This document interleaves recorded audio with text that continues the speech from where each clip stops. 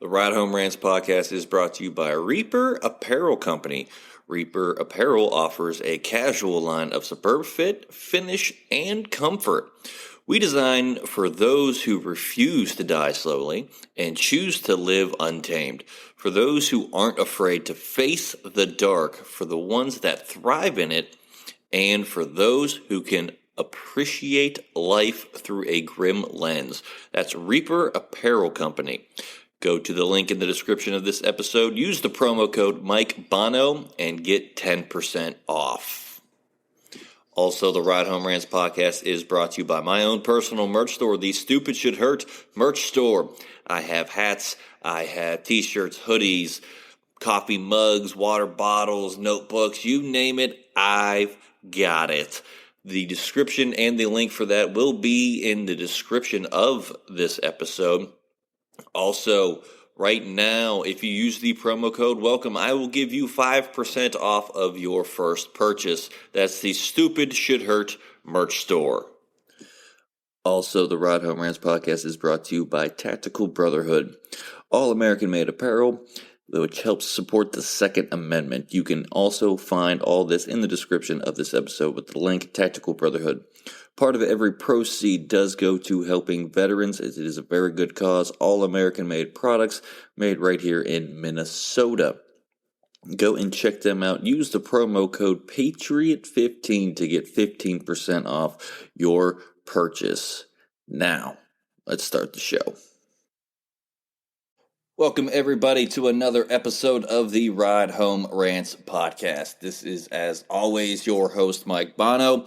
I have a great episode for us today, but just to remind everybody, keep in mind the sponsors at the bottom of the show here and in the link, Reaper Apparel, Core Health Benefits, and my own personal merch store, the Stupid Should Hurt merch store. All those links are in the description.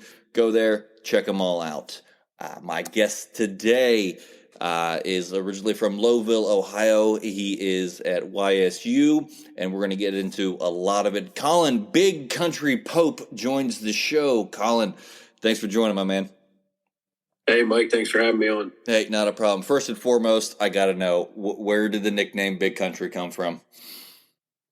So I guess you could say in my younger days, I used to hang around with a different crowd and kind of you picture just like your typical redneck dude in high school. That was me. So okay.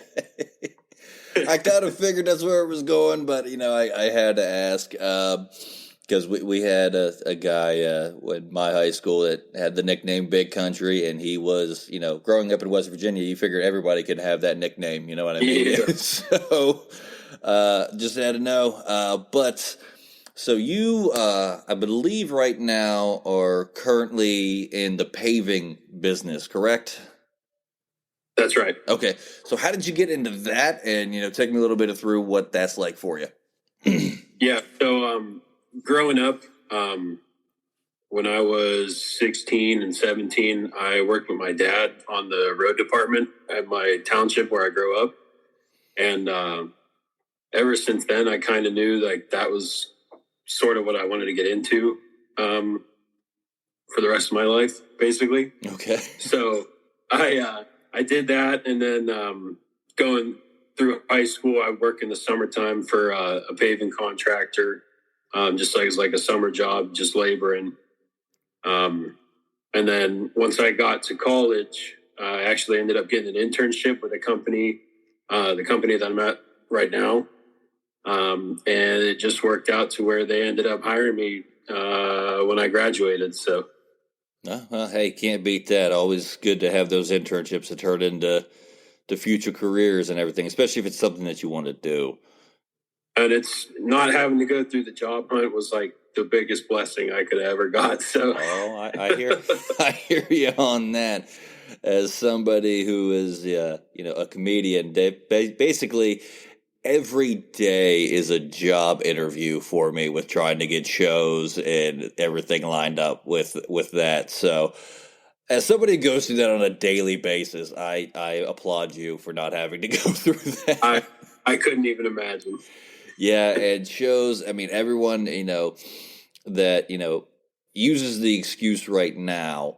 Oh well, with COVID and blah blah blah. It's like, okay, that was 2 years ago. Like, let's just say no. Just tell me no. I'm okay with the word no. Like, I've heard it my entire life. It's fine. Just lay it out for me. Yeah.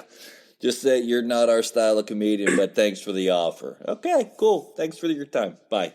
Like, that's how that conversation would go. But, like I said, you did go to Youngstown State University. What did you major in when you were at Youngstown?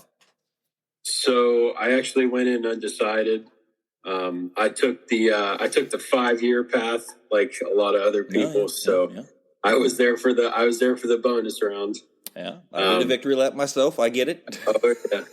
So I went in undecided, and then I at first I ended up in the civil engineering program, and it took like 2 months in that program before I realized, man, this is not what I'm cut out to do. I am not on the same level as a lot of these guys that are in here. So I transferred out of there, and I actually went into, we have a civil engineering technology program at YSU.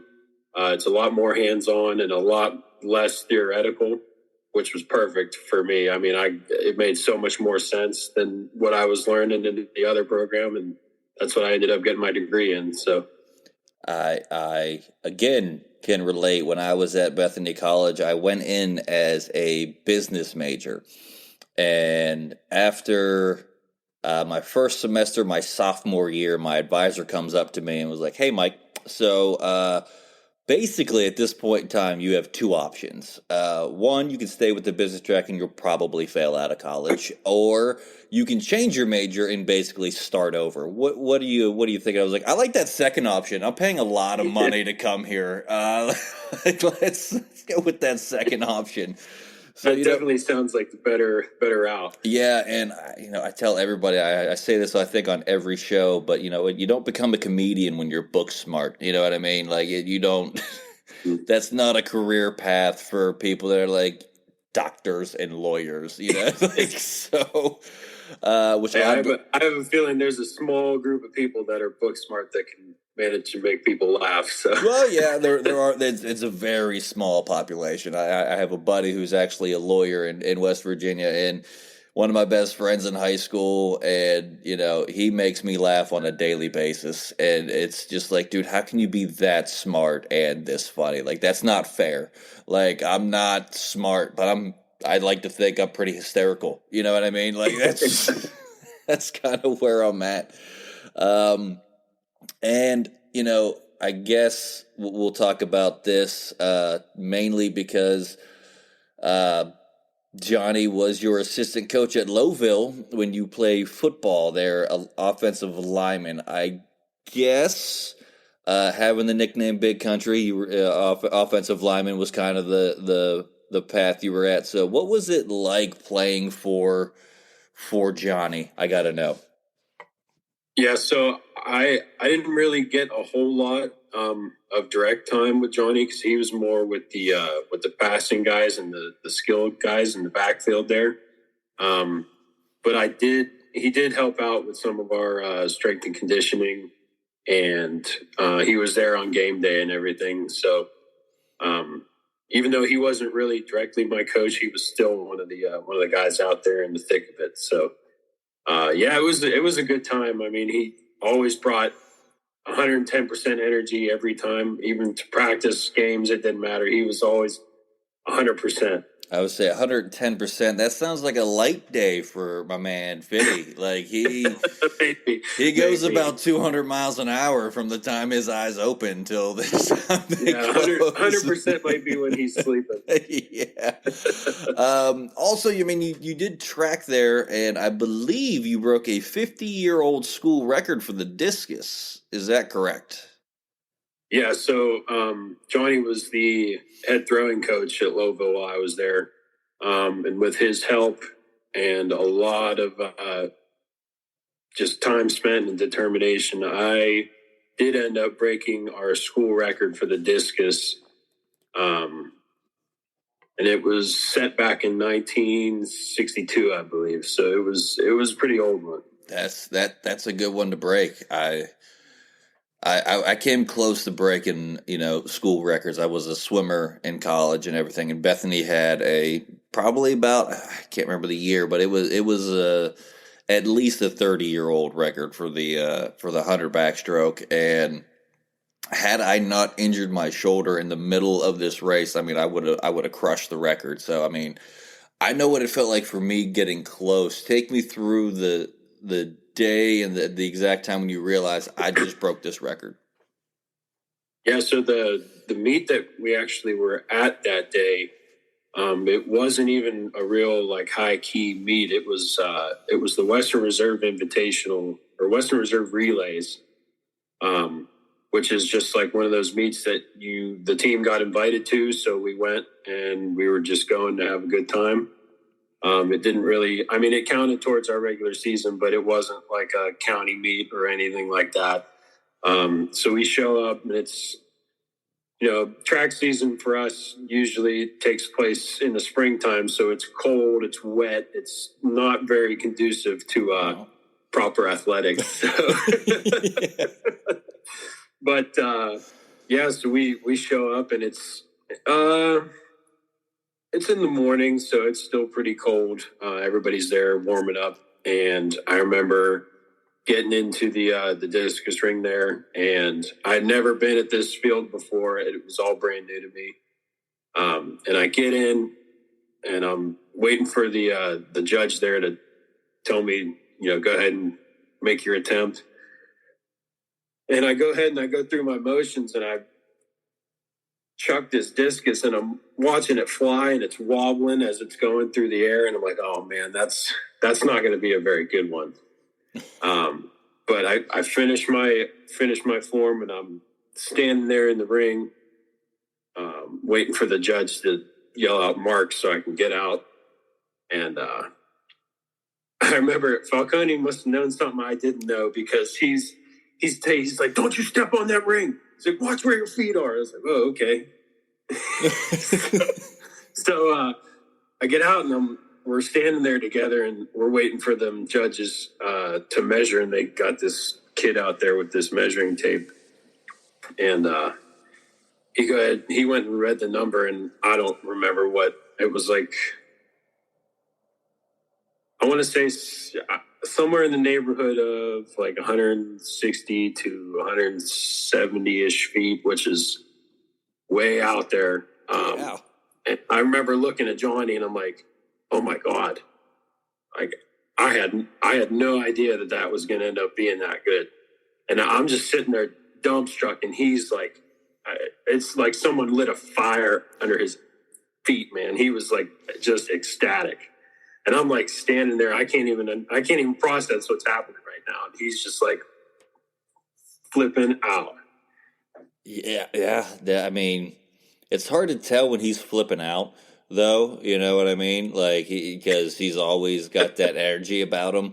But as you were telling that story, I could visualize him just jumping, yelling at you about your feet, and I can see that in my mind. Just him, knowing him for as long as I've known him, that's 100% Fitty as I know him.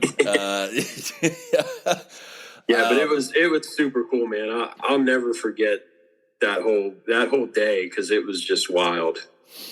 Yeah. I mean, I still remember. I mean, I graduated from Bethany back in 2012, and when I was a sophomore when I came close to breaking that backstroke record, and I still remember that day like it was yesterday. And I just remember getting out of the pool and taking my goggles off, setting them down, and I took my cap off and I threw it so hard away from me because I was so mad, because I knew the pace I was on, that it was going to be something special. And lo and behold, I felt the pop in my shoulder halfway through the race. I still finished the race, but I got out. I threw my cap so hard that it stuck to the wall. And I just sat down. I didn't even dry myself off, and I just sat there with my head down. I remember my coach coming up to me, Coach McGowan, and he was like, "Hey, you want to know what your time was?" I was like, "Hey, you want to get the hell away from me right now? Like, I don't want to talk about that race right now. Like, I'm still wet, Coach. Like, let's not, let's not talk about I'm not in the mood. Let's not talk about that right now. My shoulder is 100% out of place right now. Like, I really don't, not in the mood." He goes, if you wouldn't have slowed down and had that crappy turn on that last turn, you would have broke the backstroke record by a full second. I was like, you're telling me that you think you think now's the best time to tell me this? Like, cool. And not only the worst part about that is my event, that event was the last event before the diving portion. So I couldn't even be like, all right, well, I got to get back in the water soon anyways. The next event, we'll just get that out of my mind. I had an hour to sit and stew over... Just festering to the point where I got up during the diving portion and I just walked away from my team and I went and sat in the stands with my parents who were there at the time. And again, my dad being the typical sports dad and the Italian dad, he goes, "What happened with that 100 backstroke?" Yeah. Well, let me tell you. Yeah, let me tell you that my shoulder is out of place, and it popped out in the middle of that race. But yeah, let's keep talking about it. That this is so much fun for me right now to keep talking about this race that I almost broke the backstroke record. But you know what? I'm over it. Whatever. So, but so lo and behold, you break the school's discus record. And, you had to go on a lot of recruiting trips after this, I would imagine. And Johnny was with you on these recruiting trips. So what was your recruiting process like from high school into college? Yeah, so basically during that whole season, Johnny was setting up these visits to all these different colleges. And I mean, we covered all of Western Pennsylvania, it felt like, from... north to south, we were all over the map. But he would set up these visits, and it would be usually me and another guy, or me and another couple guys. We'd go. We'd tour the school, and then we would go and we'd meet with like the athletic directors or the coaches of the football and track team, and we would just have a sit down and talk about basically what we were thinking, what we were trying to get into, and what we thought our future would hold. So yeah, it was really neat.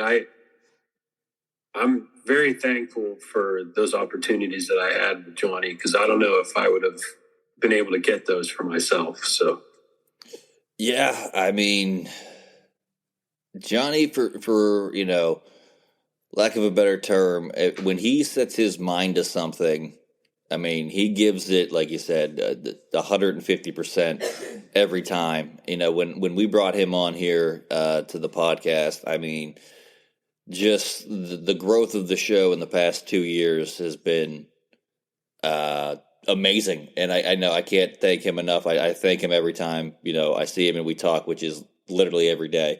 But and I know what that was like, what he did for my show, so I can only imagine when he has just you and them, to worry about what that was like. But going on those visits, I imagine you guys were in the car for a while. Do you have any fun stories on the recruiting trip with Fitty? Anything happen that you can remember or that you think would be fun? I always love a good Fitty story. I just remember it was because we went to Bethany a few times. And I remember the first time we were going down to Bethany, it was me and another guy. And I'd never been down, anywhere close to Bethany before. So I remember we pull up to the high school, and Johnny pulls up in that Corolla that he was driving. He's still driving it, by the way. Yeah, he's still driving that Corolla. Yeah. Nice. Yeah, and I don't know if he told you, but I'm like I'm not built for Corollas. No. So No, at that time I was 6'4", 250 pounds. That's not conducive for sitting anywhere, not even in the front seat of a Corolla. So. No, it's not. But yeah, so we pile in and we're heading down. He's taking us down there, and I remember just looking around and I'm like, where is this dude taking us right now? We're in the middle of nowhere, just headed south. And we pulled into town, and he's pointing out all these spots, and he's like, yeah, we're gonna go. You guys got to check out this bar over here and this place over here. We got to go visit this. And I'm just like, all right, let me show me the school first, and then we'll get to the nightlife. You know what I mean? Like, yeah, I know the drive you're talking about. I mean, I made it a million times. I grew up about 20 minutes away from Bethany College in West Virginia, so most of the places he was showing you, I mean, it was probably in my hometown. Yeah. And I know once you hit that like 6 mile stretch where it's just trees on both sides of you in a windy road. When I was taking my visit to Bethany College, I was just like, is this wrong turn? Like, where are we? What are we doing, people? Like, we're getting into some Final Destination type deal here. Yeah, and then you just come around that bend, and lo and behold, there's the college right there. And I always loved it because we always made the joke when we were there. They were like, all right, we're going to make college so that kids, won't have the temptation to drink, have sex, or do drugs. And then they put a college in the middle of nowhere where the only things to do was to drink, have sex, and do drugs. You know what I mean? Like, that's just... Oh, yeah, that's a perfect storm right there. It's just... we always made that joke, like every party we were at. It's like, oh yeah, they'll never drink out here in the middle of nowhere, West Virginia. Like, this is... Not like it's the perfect place to throw a kegger or anything. No, yeah, I didn't have any of those when I was there, ever. Yeah. I had my fair share of those. So we obviously got into the post football and track, everything like that, and the recruiting tour and everything like that, and the scary Bethany College. So why did you land at YSU? Was it mainly the programs they had there? Yeah, so I got a pretty unique situation. My mom ended up landing a job at YSU, right when I was getting ready to finish high school. And at YSU, if you have a parent that is employed at YSU, you get a remission on your tuition. Yeah. So I ended up being able to go to school for basically nothing. And that was kind of a no-brainer when it came to figuring out where I was going to go. Because I tried to go all these different places for athletics, but it just ended up being where none of them, even with the scholarships they offered and everything, they couldn't even get close to what I would be paying if I went to YSU. So it kind of made the decision for itself. I get that 100%.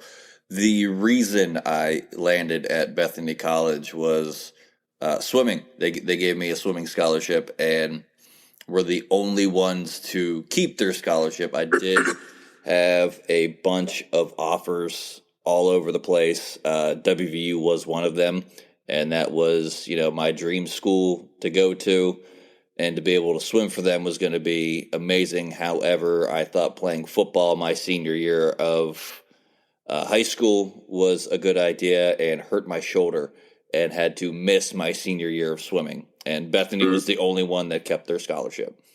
So I went where the money was. I get that decision 100%. That is literally the only reason I went to Bethany was to swim. Yeah, it's a bummer, but sometimes you gotta make the brain decision and not the heart decision. So absolutely.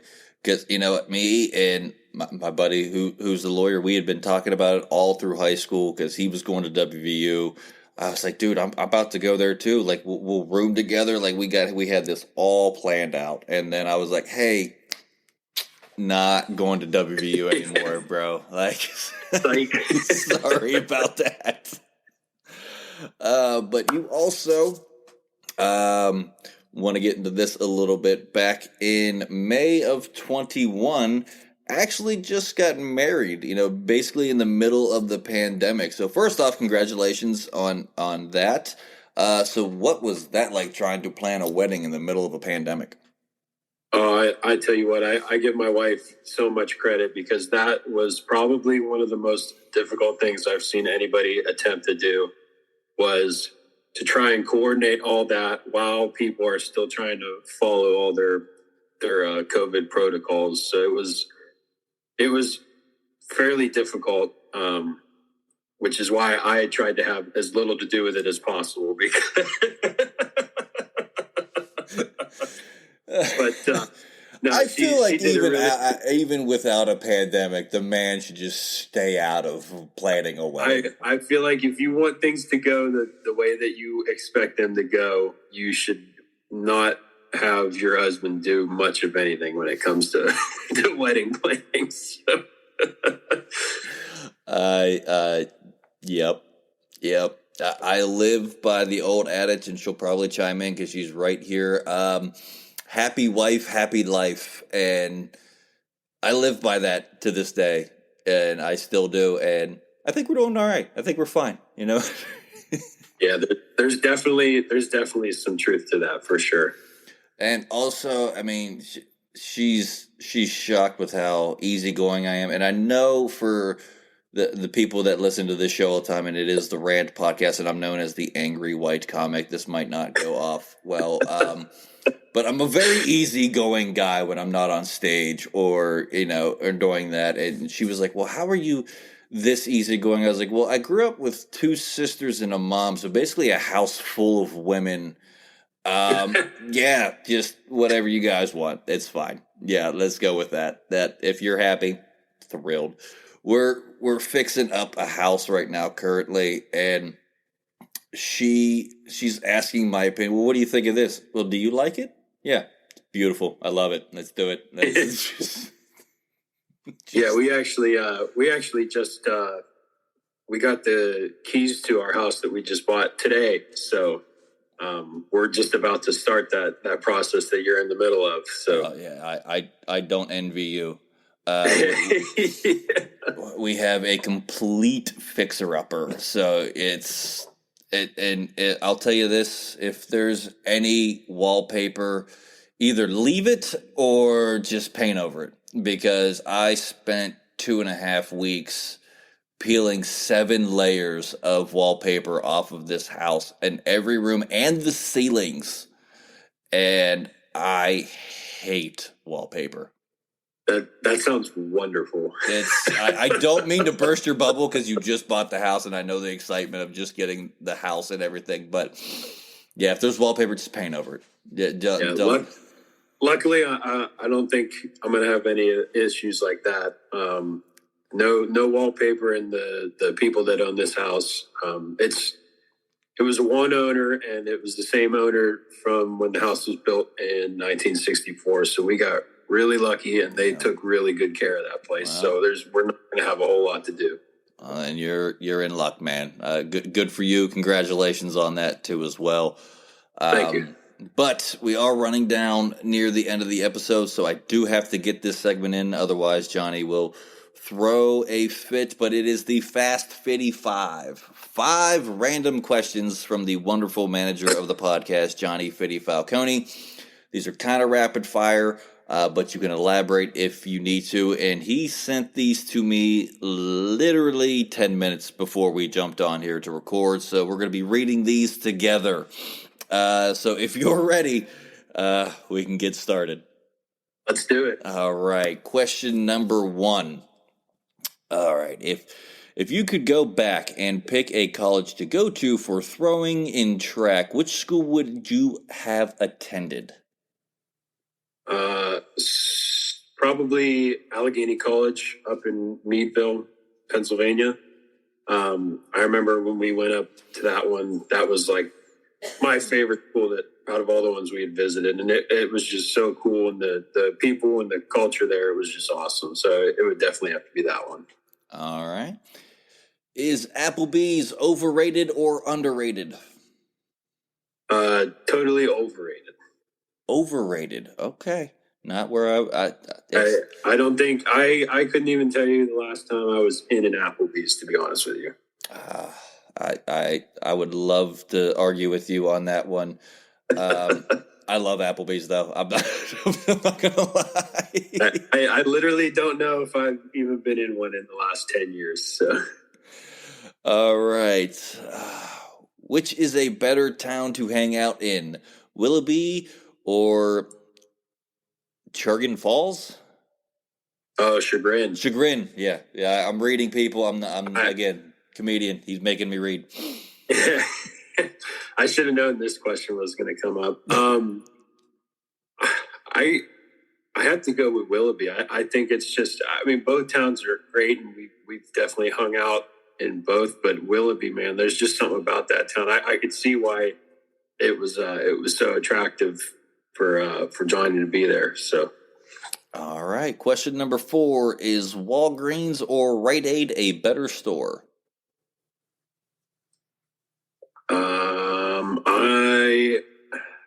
I'm gonna have to go with Walgreens. That's my go-to. So. Okay. I don't have a shooting a game on either one of those, so it's all right. Last question, and oh Lord, which is the better food, barbecue or Italian? Oh, so I'm gonna catch a lot of heat for this probably, but I married an Italian lady, and she does a lot of her own home cooking. And I tell you what, man, I can't get enough of that stuff. That's why I look the way that I do, because I can't get enough of the pastas and the breads and everything else. So I got to go with Italian food. Good answer, because you're on a show ran by 2 paisans, so it's... Yeah, I don't want to get whacked. So. I was like, oh, no, why should he put this in here? And I'm hoping he picks the right answer, but it's, I get it. Yeah, you can't go wrong with Italian food. I am the Italian in my marriage. My wife actually hates cooking the pasta and that because she's afraid, because I grew up with a family recipe that was passed down from my great grandmother, who was right off the boat from Italy for her sauce and everything. So she's like, I hate cooking Italian for you. I was like, well, I get it. I grew up in an Italian family. I don't try to compete with that, but It's still good. Like, I'll still eat it. It's not like and I'll tell you if it's bad. We'll tell you if the food's bad. That's one thing. Yeah, the bar may be set high, but there's no problem with trying. So yeah, I will say though, I get it when you were talking, being 6'4", 250 during the pandemic. I'm 6'5" myself. A, with my wife's cooking, and B, me being a fatty at heart, I got up to 250 pounds. I met my wife at 170 pounds, and 6 years later, she had finally fattened me up, and she calls me her second work of art, because our cat, which is 25 pounds, is her first work of art, because he's big, and I was like, you just like your guys fat and happy, huh? That's just what it is. Although she is a little bit upset. I did start working at a warehouse where on a light day, I walk 8.5 miles a day. And I am now back down to my weight that I met her at 170 pounds. And she's like, all my hard work gone in like a month. Like that just means she gets to do it again. I was like, my watch tells me how many calories I burned a day. So let's just plan our meals around how busy I was at work. I'll eat it.